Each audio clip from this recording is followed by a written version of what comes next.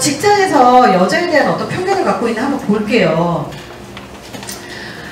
팀 업무 특성상 국내외 출장이 잦았는데 특정인에게 출장을 몰리는 것을 피하기 위해서 회사 내에서 순번대로 나름대로 한 거예요. 근데 어떤 여직원 H가 국내 출장 차례가 됐을 때는 제가 이런 이유가 있어서 이런 이유가 있어서 안 돼요 그렇게 얘기했는데 갑자기 유럽 출장 같은 순번이다 그러니까 제가 가겠습니다 이런 거예요. 어떤 생각이 들어요? 얄밉지 않아요? 양채 같지 않아요? 근데 실제로 제가 우리 여직원들, 저는 오늘은 이제 경산에 왔지만 강의하다 보면 포항 가고 부산 가고 경산 가고 진해 가고 막 난리가 나요. 막 나주 가고 저쪽 목포 가고 막 해요. 저는 한 2주까지 못 들어간 적도 있어요. 저쪽 백령도 있죠. 백령도에서 2주 가기 했었어요. 그러면 못 들어간단 말이에요. 그러면 이제 우리 직원들하고 막 하는데 한 번은 우리 직원한테 구미 출장 가라 그랬더니 우리 사실 다 순번제로 가잖아요. 구미 출장 가라 그랬더니 말로 네 이렇게 해요. 그러더니 갑자기 집에다 아빠한테 전화를 하는 거예요. 이 친구가 미스였어요. 집에 딱 전화하더니 내일 구미 출장 가야 된단 말이야. 아빠가 아침에 데려다 줘야 된단 말이야. 막 소리를 지르고 성질을 내는 거예요. 이 친구네 집이 용인인데 서울까지 나왔다가 서울에서 구미를 가려면 지하철이 그 시간에 안 가니까 아빠가 데려다 줘야 된다는 취지인데 아빠가 그 새벽에 5시에 일어나서 그걸 하기가 어려우니까 아빠한테 아빠가 그거 너무 이르지 않니? 그랬더니 막 짜증을 내는 거예요. 그 아빠한테 짜증내는 거예요. 저한테 짜증내는 거예요. 어때요? 저한테 짜증내는 거죠. 네, 저한테 짜증내는 거예요. 얘 불편해서 시키겠습니까 일을? 지 남자친구하고 통화할 때 저쪽 바깥에 나가가지고 소소소소 얘기하면서 그 전화통화는 사무실에서 소리 벼락벼락 질러가면서 얘기해요. 장난 아니에요. 와, 그게요, 이 직장이라는 게 사람 개인의 감정에 의해서 일을 시키거나 하진 않거든요. 되게 단순해요. 일 잘하면 일 많이 주게 돼 있고요. 일 못하면 일을 안 주게 돼 있어요. 그리고요, 일을 못하면은 잡일이 돌아가게 돼 있고요. 일을 잘하면 중요한 일이 돌아가게 돼 있어요. 여기 계신 분들 내가 하고 있는 일이 잡일만 있잖아요. 그럼 내가 일을 못하는구나 이렇게 생각을 하시면 돼요. 근데 내가 되게 중요한 일을 하고 있어요. 그러면 내가 되게 핵심 인재라서 이 일을 나한테 맡기는구나 이렇게 받아들이면 돼요. 되게 간단해요. 이 일을 통해서 내가 일을 되게 중요한 걸 하잖아요. 그러면 이걸 많이 하면 내가 커리어가 쌓이고 능력이 쌓이니까 나중에 몸값 좀 많이 받겠구나 이렇게 생각하면 되거든요. 실제로 저희 밑에 직원들 되게 여러 마인드를 갖고 있는 친구들을 보는데요. 어떤 친구는 제가 그 친구한테 참 미안한 친구면서 참 고마운 친구가 하나가 있어요. 되게 정말 이뻐하던 친구인데 그 당시에 저희 회사가 너무 바빴어요. 너무 바빠서 저도 퇴근을 새벽 2시, 3시에 했고 그 친구도 맨날 11시, 12시, 1시까지 막 밤을 새면서 하면서 전국 출장을 다 다녀요. 강의도 또 했었어요. 그러면서 저도 똑같이 이제 했었지만 뭐 나야 오너라고 치지만 얘는 월급 받잖아요. 월급 받지도 않는 월급 받아서 그렇게 열심히 일을 했어요. 막 1년 내내 막 미친 듯이 하는 거예요. 그러면서 이 친구가 하는 얘기가 강의하면서 그 경험들이 이제 다 얘기하면서 하는 얘기가 아니 내가 회사에서 일을 주면 만 벌리고 있으면 사과나무에서 나무가 떨어지는 거 아니냐고 그것들 받아가지고 내가 커리어 쌓아가지고 몸값 올려서 가면 되지 않냐고 그렇게 강의를 하더라고요. 그래 내가 그렇게 뭐 많이는 못하지만 그걸로 그렇게 생각한다면 고맙다 이 생각을 하고요. 실제로 그 회사에서 1년 동안 그렇게 미친듯이 일을 하던 정말 그러게 상태가 오더라고요. 나중에는 그러더니 회사를 이제 그만두고 바로 딴 데로 이제 이직을 해가지고 또 몸값 높여서 갔어요. 지금까지 일 잘하고 있어요. 그러니까 다 자기 거예요. 그냥 그렇게 일을 해서 배우면. 근데 그렇게 생각을 하면 좋겠지만 되게 얄밉게 일을 하는 친구들이 있어요. 쉬운 일은 하려고 하고요. 어려운 일은 안 하려고요. 그러면 쉬운 일만 돌아가요. 그리고 바보같이 또 거절 못하는 친구들이 있어요. 이것도 결국 처신입니다. 이게 다 처신에 대한 문제들이에요. 바보같이 거절 못하는 친구들이 있어요. 그러면 자기가 할 일이 아닌데도 동료들과 다 떠받아가지고 자기 일을 못하는 친구들도 있어요. 이거 자기 처신 못하는 거거든요. 그런 것들도 사실은 하나하나 배워가면서 이제 조절해가면서 이제 사회생활 하는 건데 이렇게 하면 사실 사람들이 되게 얄미워 하잖아요. 근데 생각보다 이런 분들 되게 많습니다. 저도 어렸을 때 아마 그랬을 거예요. 저도 그랬을 거예요. 이런 사람도 있어요. 여성 동료 중에서 업무가 많은 것에 대해 상사에게 상소연을 해서 자신의 일을 동료한테 다 분배를 해주는데요. 일이 많다고 하면 분배를 이렇게 뺏어서 해주거든요. 배려하면서. 근데 동료가 출장이거나 휴가를 가서 그 사람 일을 내가 대신 해야 될 때가 있어요. 그러면 아니 그거 제 일 아닌데 왜 저한테 시켜요? 할 말 다 하는 거예요. 되게 속상하지 않아요? 내가 저 사람이 힘들 때는 내가 도와줬는데 왜 내가 필요할 때 저 사람은 안 도와줘? 사실 인간관계라는 게 기브앤테이크잖아요. 그게 무엇이 됐든 사실 남들이 나를 도와준 거는 머릿속에서 사실 기억이 잘 안 나요. 사람들이 다. 근데 내가 도와줘야 될 때 좀 그래요. 그래서 이런 생각을 좀 많이 한다는 거죠. 실제로 대기업이나 공기업에서는요, 왜 여성들을 우리 부서에다 안 받으려고 하냐면 되게 복리후생이 잘 돼 있는 회사 같은 경우, 특히 공기업 같은 경우는 어떠냐면 티오가 나면 골고루 받아야 된다고 생각하지만 여성들은 좀 싫어해요. 왜 그러냐면 일단 여성들이 오면 아기를 임신을 하면 참 축하받아야 될 일이지만 산후휴가를 딱 들어가잖아요. 그러면 이 여성이 있는 이 티오는 남겨놔야 돼요. 여길 채울 수가 없어요. 그럼 이 사람이 하는 업무는 어떻게 돼요? 동료들이 뿔뿔이 다 찢어져서 가져가요. 우리 그거 반드시 알고 있어야 돼요. 우리 산후휴가 간다고 해서 내 일이 사라지는 게 아니에요. 내 자리, 내 일이 그대로 있는 상태에서 우리 동료들이 뿔뿔이 가져가는 거예요. 가져가서 한 3년 산후휴가 가고 뭐 이렇게 뭐 갔다 오잖아요. 휴직, 육아휴직을 하고 오잖아요. 그럼 와가지고 동료들한테 고맙다는 생각을 해야 되는데 그렇게 생각을 안 하면 좀 얄밉거든요. 사실 자기 업무 이상을 했으니까. 근데 어떤 데서는 그런 일들이 워낙 잦다 보니까 여자 직원이 둘만 와서 둘이 산후휴가만 가잖아요. 그러면 남자 직원이 죽는 거예요. 그러니까 일이 너무 치여버리는 거예요. 너무 현실적인 문제죠. 그래서 그런 문제가 있는데 문제는 다른 동료들이 며칠째 나를 세고 있는데 이 동료의식이라는 게 있어야 되는데 어차피 내 일 아닌데 네 일인데 네 일 밤새서 하는 걸 왜 나한테 뭐 그러냐? 그러면서 자기를 영어 공부하고 있더라고요. 이것도 사실은 조직의 관점에서 못 본다는 거예요. 사실 우리가 조직의 관점에서만 볼 수 있어도 정말 처신 잘할 겁니다. 저도 사실 26, 27, 28 직장 생활 했을 때는요. 저도 조직의 관점에서 생각한다는 거에 대해서 생각을 해본 적이라는 게 없었어요. 왜냐면 조직에 장을 해본 적이 없었거든요. 근데 우리 혹시 과대 해보신 적 있으세요? 과대 대학에서? 다들 한 번씩은 해요. 과대를 딱 해보면 제일 속상한 게 뭐냐면 학교 행사를 해야 되는데 야 우리 이번에 축제하는데 우리 과에서 뭐 해야 될 것 같은데 우리 이것 좀 할까? 그럼 제일 이쁜 그 후배가 누구예요? 선배님 제가 뭐 도와드릴까요?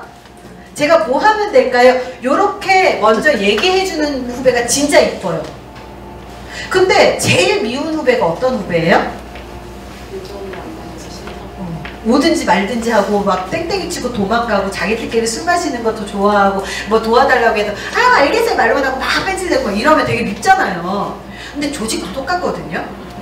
조직도요. 저도 이제 우리 직원을 이렇게 보면 어떤 직원이 참 예쁘냐면 누가 일을 잘하고 못하고도 좀 있지만 이 친구가 나를 도우려고 하는 생각이 있는가 아니면 동료들한테 도우려고 하는 마음이 있는가 거든요.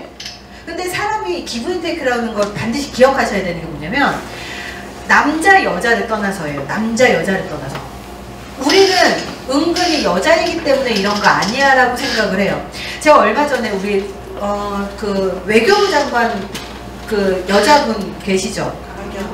강경 그분 포스 진짜 넘치지 않나요? 되게 멋있잖아요. 근데 그분이 나온 인터뷰를 봤는데 이분이 뭐라고 이야기하셨냐면 자기가 일을 하다 보면 동료들이 일을 시키거나 뭘 하라고 했을 때 이 사람들이 나를 여자라서 무시를 해서 이걸 시키는 게 아닌가 그런 생각이 들 때가 있대요.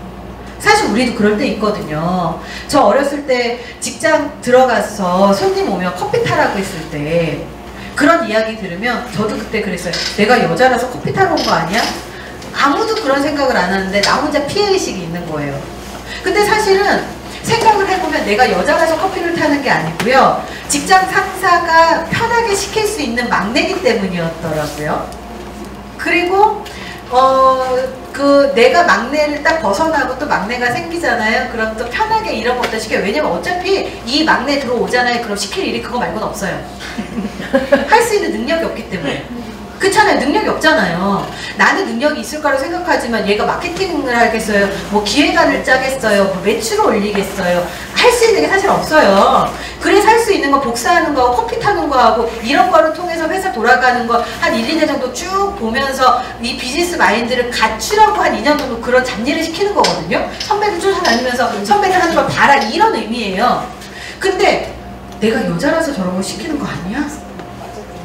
이런 피해의식에 나도 모르게 생기는 거예요. 그래서 그 강경화 장관도 그런 얘기를 하더라고요. 내가 이렇게 있는 게, 이런 일을 시키는 게 내가 여자라서 이런 걸 시키는 게 아닐까 이런 생각을 해서 좀 괴로웠던 적도 있었지만, 생각을 해보면 좀 더 객관적으로 생각을 해보려고 노력해보니 내가 이 일을 하지 않으면 할 사람이 없었기 때문에 이 일을 했다, 나한테 줬다라고 생각을 하고 나니 그때부터는 열등감에 시달리지 않을 수 있었다라고 이야기하더라고요. 유튜브에 나와요. 그런 영상들이. 저도 요즘 좀 봐요. 그래서 내 일이 아니다라고 이야기하고 이런 것들이 뭐냐면, 일단 첫 번째가 학습된 무기력인 것 같아요. 학습된 무기력. 사실 우리 어렸을 때부터 그러니까 사실 우리 그 82년생 김지영인가 그 책을 제가 보진 않았지만 대략적으로 내용은 알아요. 우리 세대라고 하면 아재스럽지만 우리 세대라고 좀 할게요. 우리 세대, 제가 이제 40이 넘었으니까 7080 세대입니다. 7080 이 세대에는 아직까지 우리 세대, 제 동료, 제 나이 또래나 이 위아래 이렇게 보면요, 남아선호 사상이 좀 심했을 때였습니다. 그래서 남자는 막 아들 낳아야 돼 막 이런 세대였었어요. 그래서 저는 그래도 운이 좋게 저희 부모님이, 저희 오빠하고 저하고 남동생이 있었는데 딸이 저 하나밖에 없었어요. 그렇다고 이쁨 받지는 않았고요. 그냥 똑같이 키우셔가지고 저는 그런 열등감을 한 번도 경험을 해본 적이 없었어요. 한 번도. 근데 생각보다 제 주변에 저 나이 또래, 저 위아래로 이런 여성들이 집안에서 여자라는 이유로 야, 여자애가 공부해서 뭐해? 이 얘기 들어봤고요. 야, 오빠가 장남이 잘 나가야지, 여자애가 똑똑해서 뭐하니? 이런 얘기 들어봤고요. 야, 대학을 갈 때도 남자한테 대학을 보내, 여자한테 대학을 가서 뭐하니? 이런 얘기를 되게 많이 들어왔었다는 거예요. 그런 열등감들을 갖고 있고 그런 그 상처를 갖고 있으신 분들이 되게 많아요. 그래서 그렇게 자랄 때부터 이렇게 좀 차별을 겪고 자라잖아요. 그러면 나도 모르게 막 세상에 대한 분노라든지 여자로서의 그런 열등감이 계속 쌓이면서 이런 제대로 된 대화를 하기가 되게 어려워집니다. 열등감이 되게 무섭거든요, 사실은. 그래서 저 같은 경우 솔직히 웃으면서 할 말 다 해요. 저 웃으면서 할 말 다 하는 사람이에요. 왜냐면 남자가 있든 여자가 있든 다 상관없어요. 사실 여자한테는 할 말 다 안 해요. 막 이쁘다 해요. 왜냐면 여자들 말 잘못했다가는 이제 큰일 나요. 큰일 나요. 공공의 적이 되기 때문에 큰일 나요. 근데 남자는요, 괜찮아요. 좀 까줘야 돼요. 왜냐면 강의할 때도요, 남자들이 딱 있잖아요. 그러면 남자들이 참 사고방식 되게 재밌습니다. 그래서 딱 가운데다 처음에 딱 사람들 딱 보고 딱 가운데다 이렇게 중립으로 보고 있다가 이 사람이 나보다 좀 잘났거나 똑똑하거나 사회적인 지위가 있거나 전문성이 있거나 뭐가 하얀가 있잖아요. 그러면 자기 손 윗사람으로 봐요. 근데 나보다 단 한 개라도 잘난 게 없어 보이면서 동등한 위치잖아요. 그럼 손 아래로 봅니다. 그래서 여자 같은 경우는 본능이에요. 요거는 진화심리학에서 본능이에요. 아주 옛날부터 그러니까 그 옛날에 선사시대로 이제 비유를 하자면, 남자는 나가서 사냥을 해갖고 집으로 들어오잖아요. 그럼 사냥을 할 때 가장 기본 구조가 쟤를 죽이지 않으면 내가 죽는 구조죠. 그럼 쟤를 죽여야지 내가 살아요. 얘를 못 죽이면 내가 죽어요. 근데 여자는 남자가 사냥을 해갖고 오면 집안에서 남자는 이제 사냥을 해갖고 왔으니까 잠을 자요. 그때부터는 아이를 키우고 이 사냥한 거를 음식을 먹이고 아이들하고 되게 행복하게 이 가정을 유지하고 아이를 보호하는 역할을 해왔단 말이에요. 이게 DNA 속에서 남아요. 그 얘기는 뭐냐면, DNA라고 하면 되게 웃기지만 이것도 학습 효과입니다. 시대를 타고 내려온 학습 효과예요. 뇌에 그런 회선이 딱 자리 잡으면서 계속 굳건해지면서 이걸 DNA처럼 받아들이게 되는 거거든요. 그러다 보니까 여자는 교우관계나 인간관계나 아니면 평등한 관계라든지 이런 것들이 되게 중요해요. 왜? 이런 죽고 죽이는 관계를 경험하지 않았던 거예요. 옛날부터. 그래서 수평적인 사고구조를 갖고 있지만 남자 같은 경우는 죽이지 않으면 죽기 때문에 수직적인 사고구조를 갖고 있습니다. 아주 이 사고구조 자체가 아주 달라요. 그래서 남자하고 여자 자체가 다르기 때문에 이 여자 같은 경우는 이 수평적인 사고 구조를 갖고 있지만 문제는 뭐냐면 집에서 계속 차별을 겪고 막 그래왔기 때문에 이런 무기력감이 굉장히 많고요. 또 하나가 뭐냐면 이런 옛날부터 왔었던 이런 이 삶의 이런 방식들이 몸 안에 이렇게 축적이 돼 있으니까 남자가 이 먹이를 갖고 왔을 때 이걸 갖고 하잖아요. 즉 남자에 대한 의존도가 높아요. 그러니까 본능 안에는 이 남자가 나를 먹여 살린다면 내가 기대고 싶은 욕구가 어느 정도 있다는 거예요. 근데 이 기대고 싶은 욕구를 버리는 순간 여자가 진짜 강인해져요. 언제 버려지는 줄 알아요? 남자가 결혼하고 한 3년만 지나면 여자한테 기대거든요. 남편이 애가 되거든요. 그럼 내가 이놈을 믿고 살 수가 없구나를 딱 느끼고 나면 이제 딱 독립적이 되면서 결혼 후회하죠. 혼자 살아도 될 거 왜 얘를 이런 생각만 하면서 학습된 무기력감을 우리가 많이 겪고 있는 경우가